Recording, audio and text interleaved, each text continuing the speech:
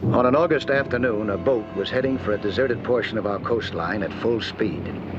It looked like an ordinary fishing boat, but it wasn't. Its real work was something very different, and was going to involve me in one of the strangest assignments that I ever had. Jules! Yeah? It's a border patrol. Move it up fast. Well, you know what to do.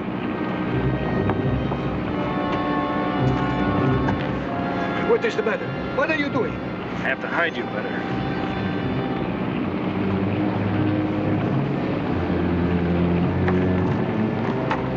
Why you do that?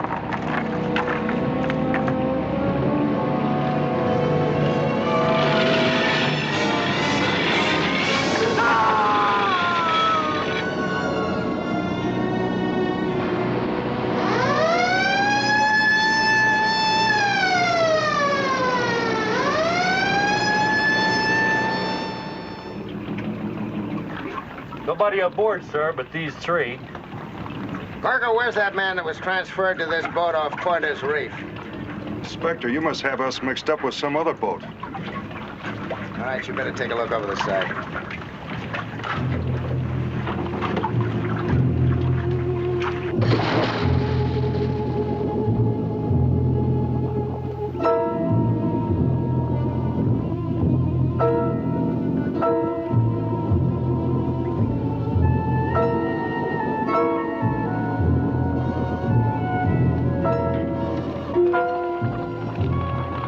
Any sign of anything? No, sir. My friend, Chief Inspector Tim Reed, knew what had happened. Another alien had been murdered in cold blood. But without proof, Tim could do nothing.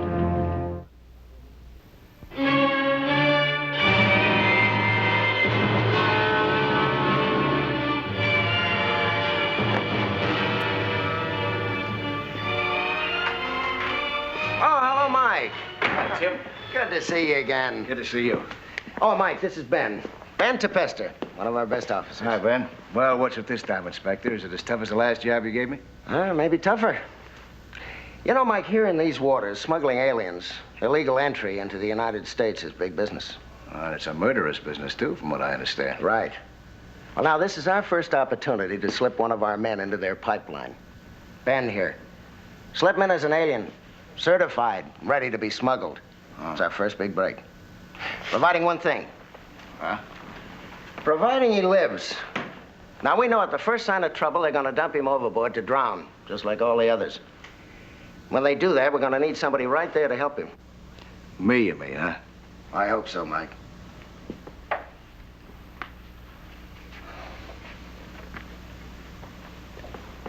I can see why you said this was a tougher job. On a flood ocean there, Tim, I don't know. Why, you don't have to decide right away, Mike. Study it through. Take Ben along with you. Try it out and think it over. Then let me know if you decide yes or no.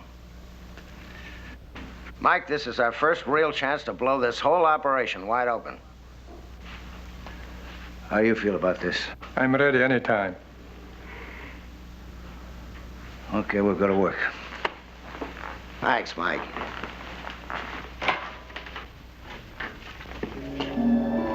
Ben and I used the weeks that followed to conduct a series of systematic experiments, developing an effective plan had all the fascination of a game, except for one thing.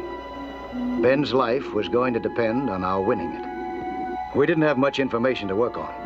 All we knew was that Merker's men used an anchor and chain to weigh down their victims.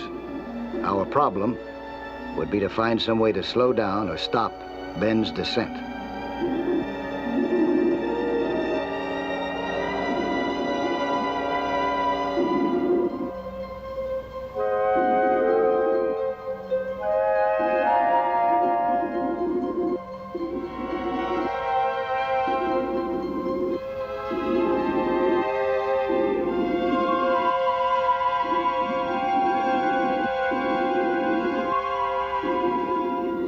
I thought that he might be able to hide some self-inflating emergency packs in his clothing. With his help, I was trying to find out just how many it would take to slow down or even suspend a 70-pound anchor. I could see immediately that it would take more than a couple. 4 would hold the anchor. Ben would need 6 or 8. But how could Ben, helpless inside a net, trigger so many packs? I was stymied all over again. I decided to table that problem temporarily.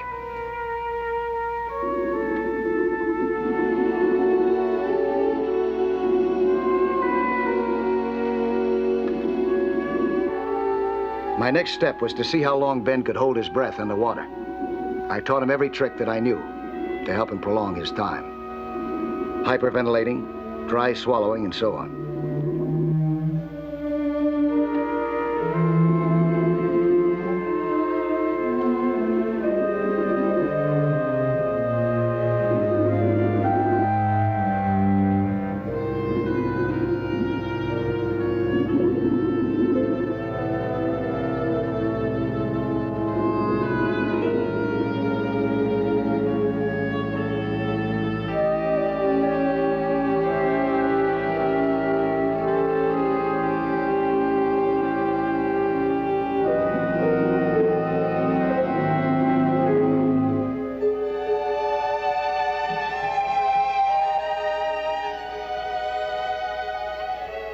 Even the brief training that I had given him was paying off.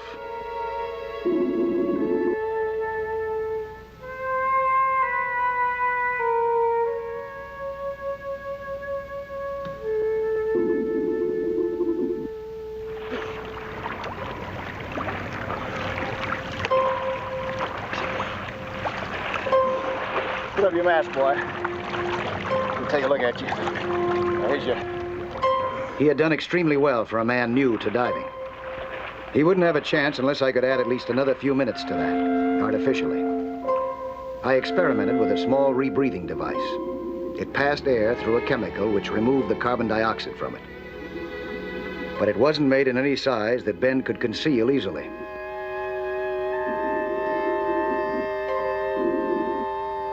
A small capsule of compressed air looked more promising. Ben could take shallow breaths from it and add a few minutes to his time underwater. But the cylinder was just as difficult to conceal as the rebreathing device.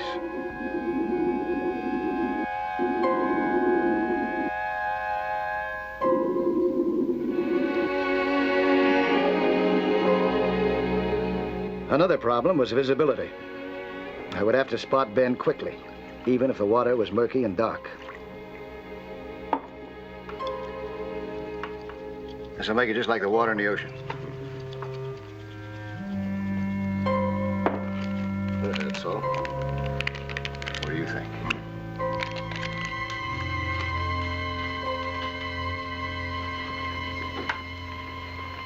The answer was some tiny special bulbs that I'd heard about. The chemical action of salt water ignited them automatically. These little bulbs have also given me the answer to how to automatically inflate the emergency packs in case Ben can't use his hands. It's the same principle. The chemical action of the salt water triggers the inflation cylinders. We've tried it and it works. Sounds very encouraging. Yeah, but I still won't be able to get to him in time. We've stretched Ben's time limit to 4 minutes underwater, but that's not long enough. I'm sure I could stretch it to 5 minutes with more practice. Oh, it still wouldn't be safe. So what's the verdict, Mike? I'm sorry, Tim, but I don't know how it can be done. I'm willing to try it with just what we have got. Why, you could be dropped right over me by helicopter. Ben, there's only one way that I can be sure that I'll reach you within the 4-minute margin. That's if I were right there in the boat with you the moment you were thrown over. And I can't imagine our murdering friends inviting me aboard, can you? Hey, wait a minute. I got an idea. This fella, Merker? Yeah? Does he still keep his boat moored at the 10th Street slip between trips? That's right. But if you're thinking about hiding out on board, it won't work. We tried that before. Give me until tomorrow, huh? I still haven't said no. I could only approach Merker's boat underwater. I had gotten a surface look at it from the distance, so I had a good idea of how it would look from below.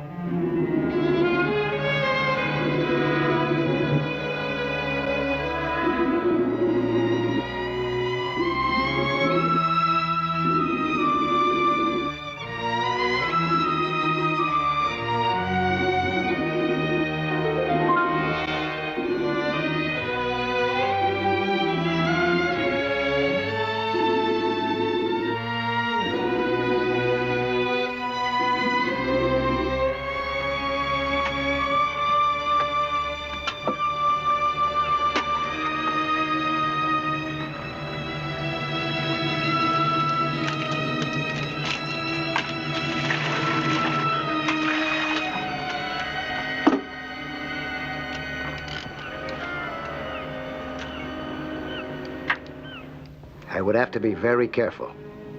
To alarm them might wreck everything. Besides, I knew from what Tim told me that they would murder anyone who got in their way.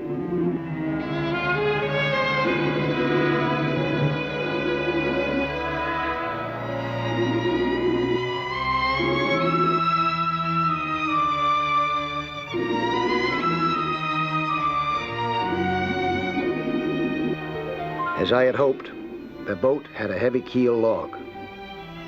I went to work with my hand drill. The drill was difficult to manipulate underwater, but I was making progress.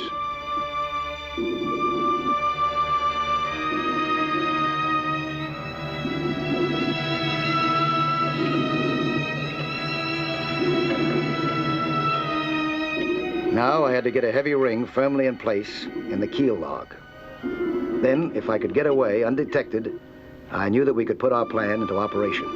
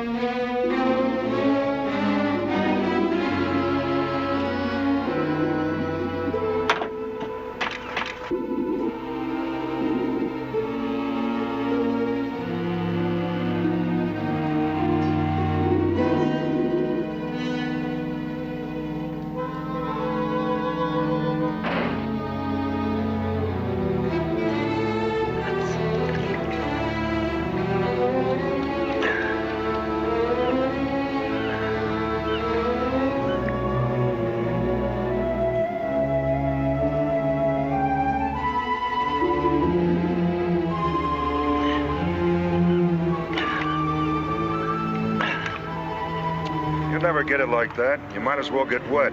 Go on in after it. I'll get it.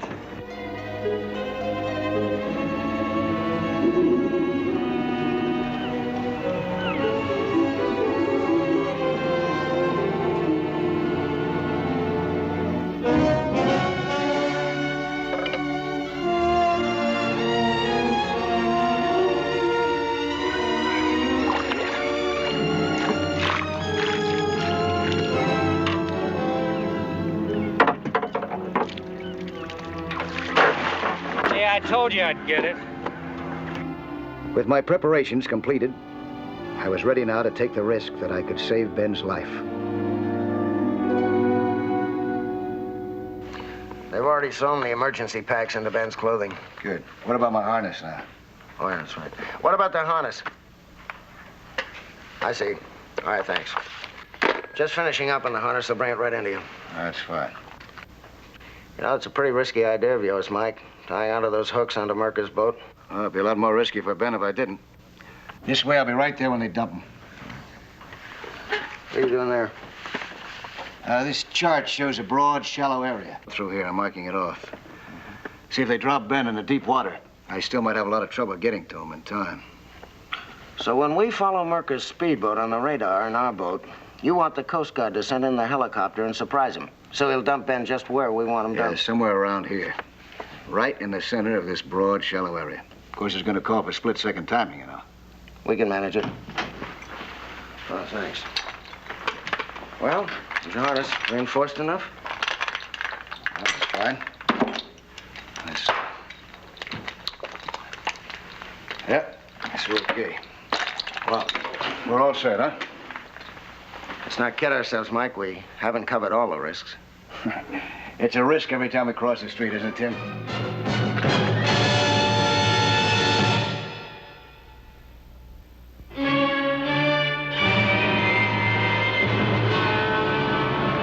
A daring immigration agent, Ben Tempesta, was putting himself into the hands of a murderous ring that specialized in alien smuggling.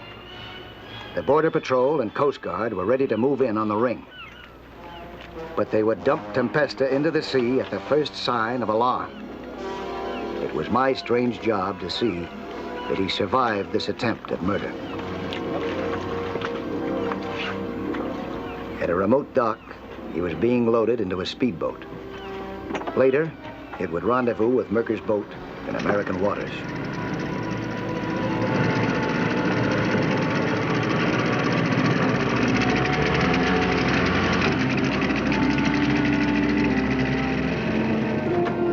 I had been dropped out of sight of Merker's anchored boat. I swam in underwater. My ring was still in the keel log. I was in time to attach my harness and wait for Ben to be transferred to Merker's boat.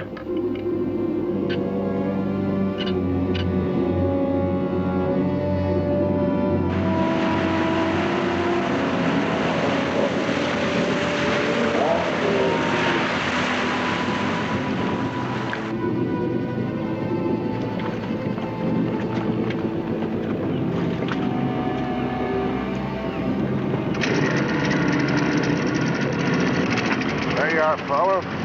Another 20 minutes will be on dry land. That's good.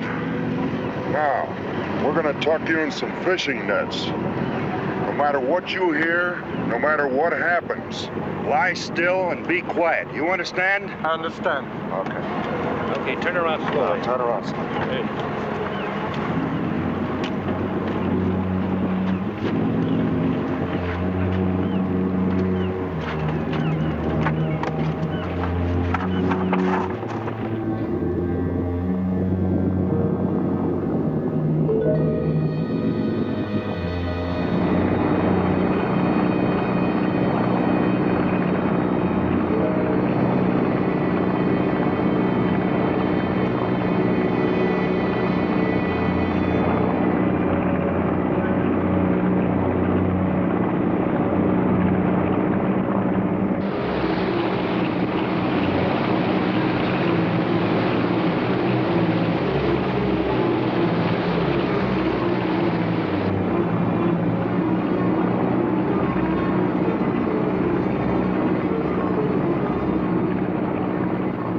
As soon as we got underway, I realized that in my haste, I had placed my ring too close to the propeller. I'd have a hard time getting out of the harness without being caught. The pressure of the water was hitting me with much more force than I had expected. Merker's boat kept its course through an area of abandoned drilling platforms.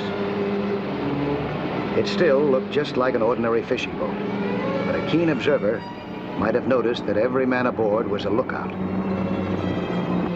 Tim and his men were waiting for a sighting on their radar scope.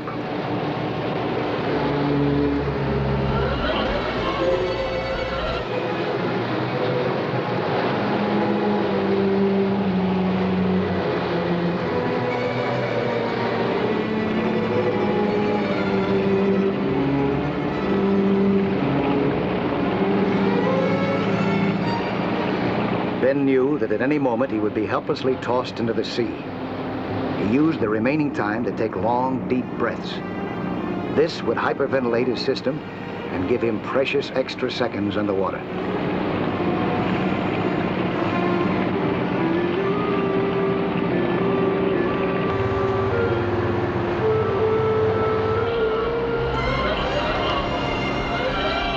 They're just coming in now, Inspector. That's them, all right. Just up here. And going fast, awful fast. All right, give the helicopter its preliminary alert.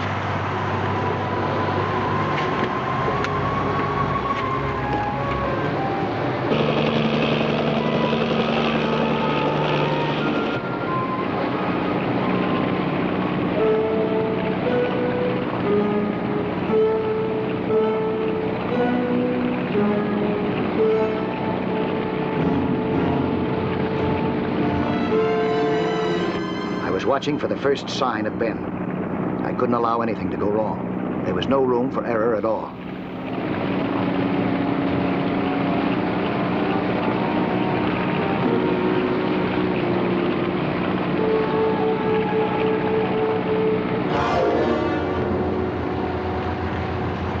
They're entering your drop zone, Inspector.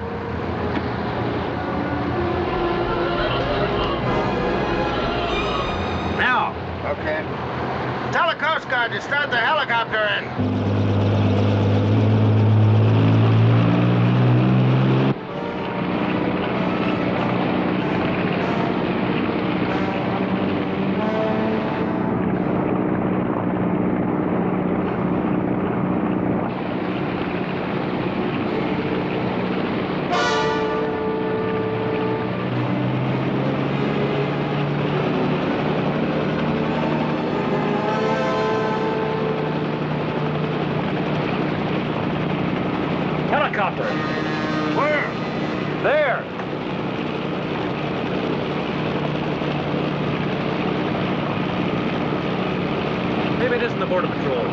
Maybe it is. We're not waiting to find out. Dump him. Okay, now we move in. Straight ahead and give her everything you got.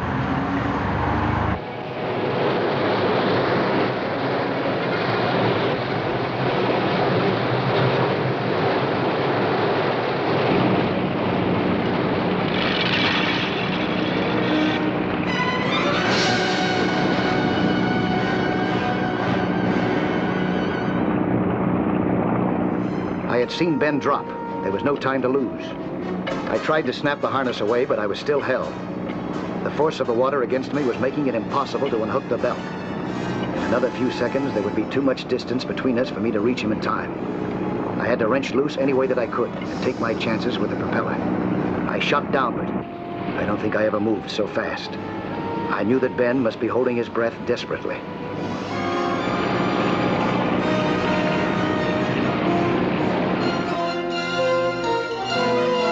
There he was. The emergency packs had done their work and were holding him up. But Ben was in bad shape. He needed to get to the surface fast, and yet I had to move him upward at a slow rate.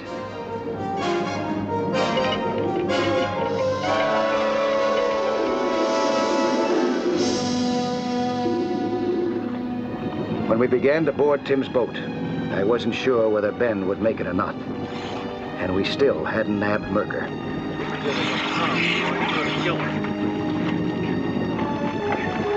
Get your feet up here if you can.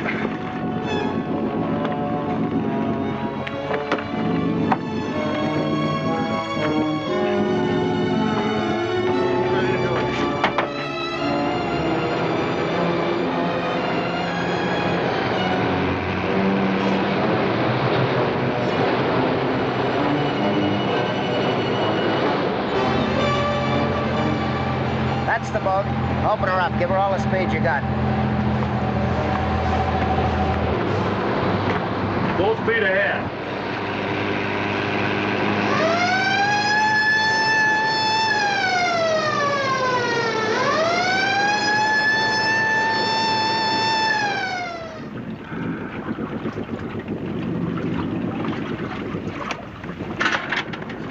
There we Ben. Ben, boy.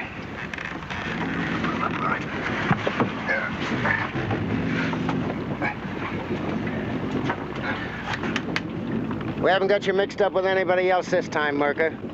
Ben's testimony will put you away permanently. Oh, Mike, now that we got these three, we ought to round up the rest of them pretty quickly. We got you to thank for it. Not me, Tim. Ben here. He was the human decoy.